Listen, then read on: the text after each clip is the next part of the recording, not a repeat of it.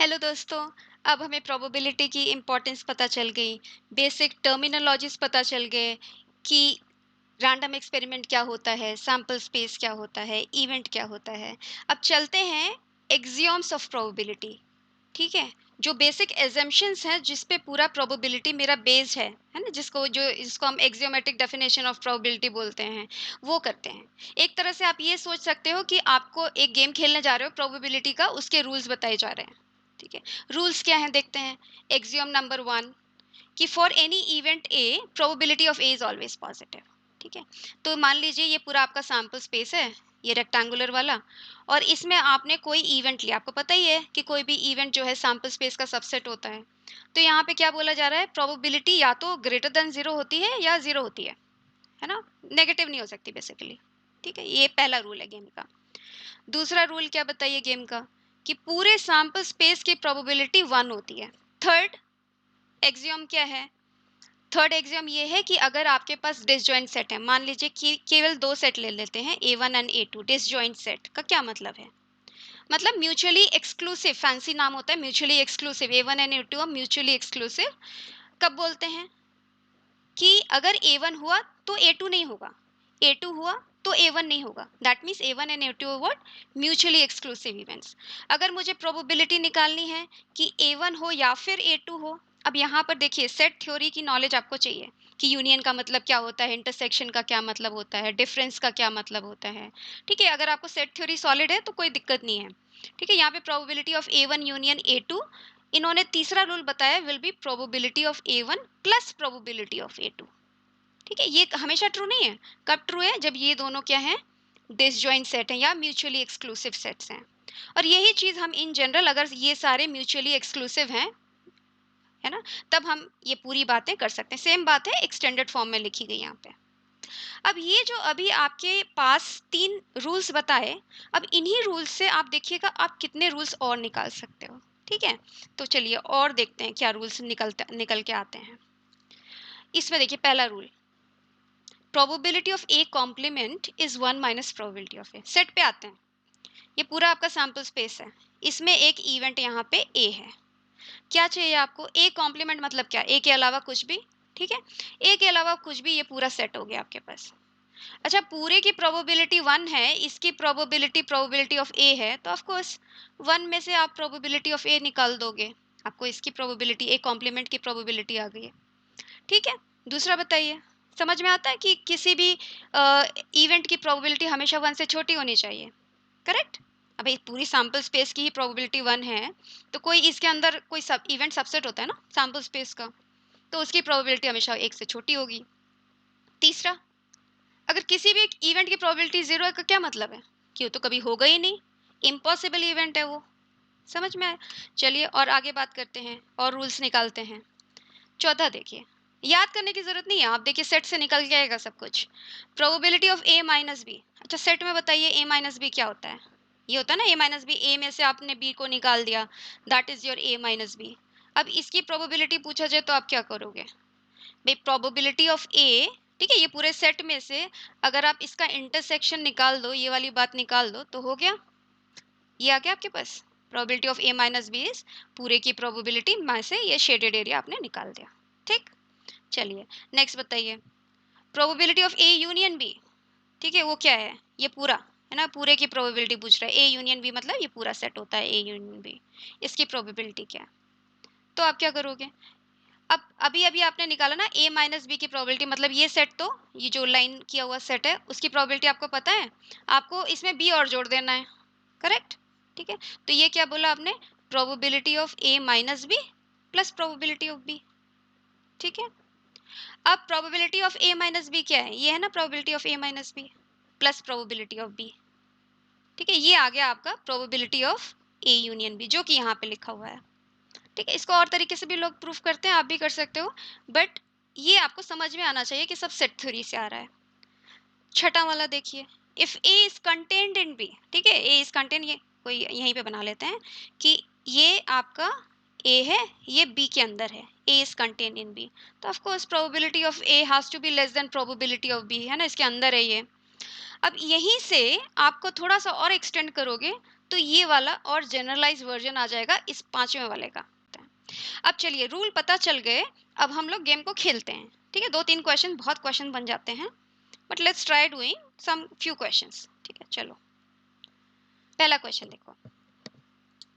The probability of event A occurring is 2/3। जल्दी से लिखते हैं क्या बता रहा है। Probability of event A occurring is 2/3। चलो, the probability of B event B not occurring is 5/9। Not occurring का क्या मतलब? बी नहीं हो रहा, मतलब बी कॉम्प्लीमेंट है ना, बी नहीं हो रहा का मतलब बी कॉम्प्लीमेंट। ये क्या दिया आपको? 5/9। यहाँ से सीधा सीधा आपको आ जाएगा कि अभी अभी आपने निकाला, फिर probability of B is 1 minus probability of B complement, है ना, तो 5/9। तो क्या आ गया आपके पास? 4/9 प्रोबेबिलिटी ऑफ बी। फिर if probability of getting success in at least one of the two events is 4/5। ठीक है, at least one of the two का क्या मतलब है? या तो ए में हो रहा है सक्सेस, या बी हो रहा है सक्सेस, या दोनों हो गए, है ना, वही ना होता है एटलीस्ट। तो क्या बता रहा है? एटलीस्ट वन, ए बी या दोनों। तो मतलब क्या? ए यूनियन बी, है ना, ए यूनियन बी की क्या बात बता रहा है? कि वो 4/5 है।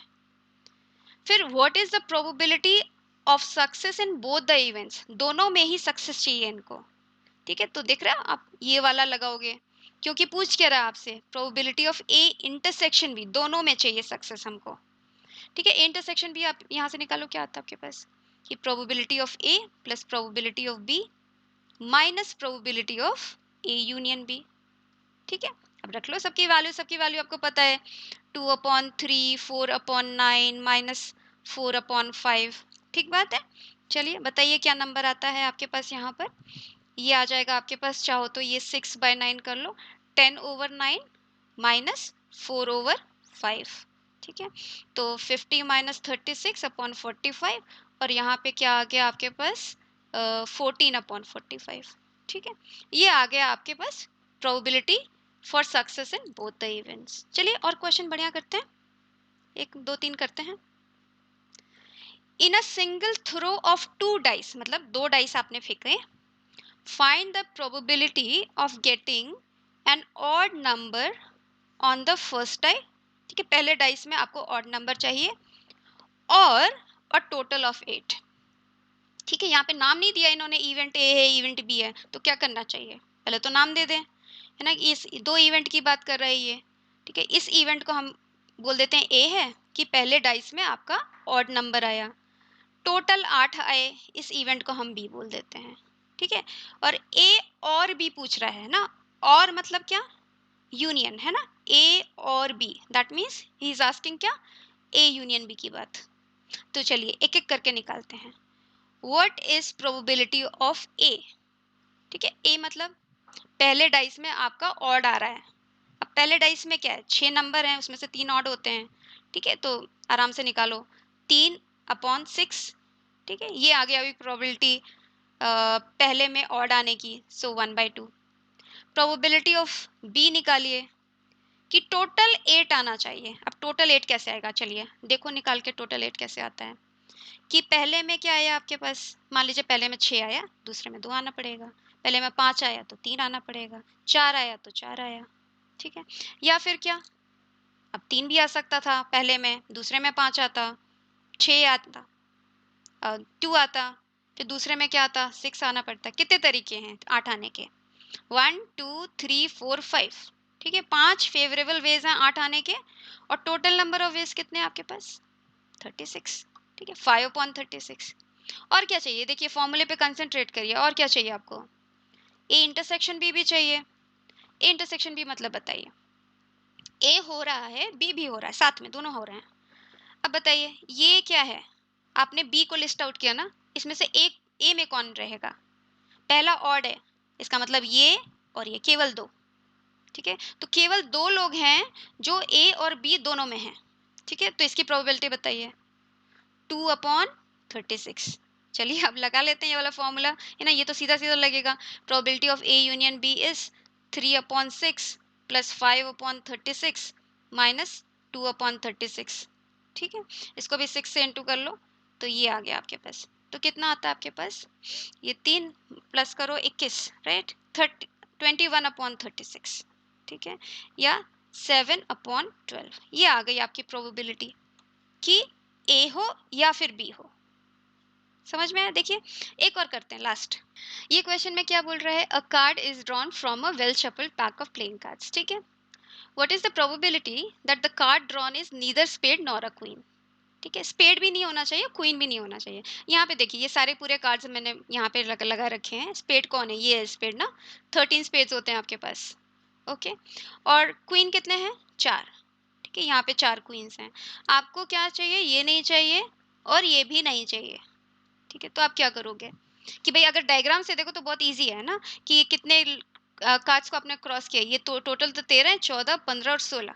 ठीक है, तो 16 कार्ड्स की प्रोबेबिलिटी 16/52 है ना, favourable ways upon total number of ways. But आपको नहीं चाहिए तो पूरे सैंपल स्पेस में से आप इसको सब्सट्रैक्ट कर दो। तो कितना आया आपके पास? 52 माइनस 16/52। ये वैल्यू क्या आ गई आपके पास? 6 और 3 36/52। ठीक है, ये प्रोबेबिलिटी आनी चाहिए।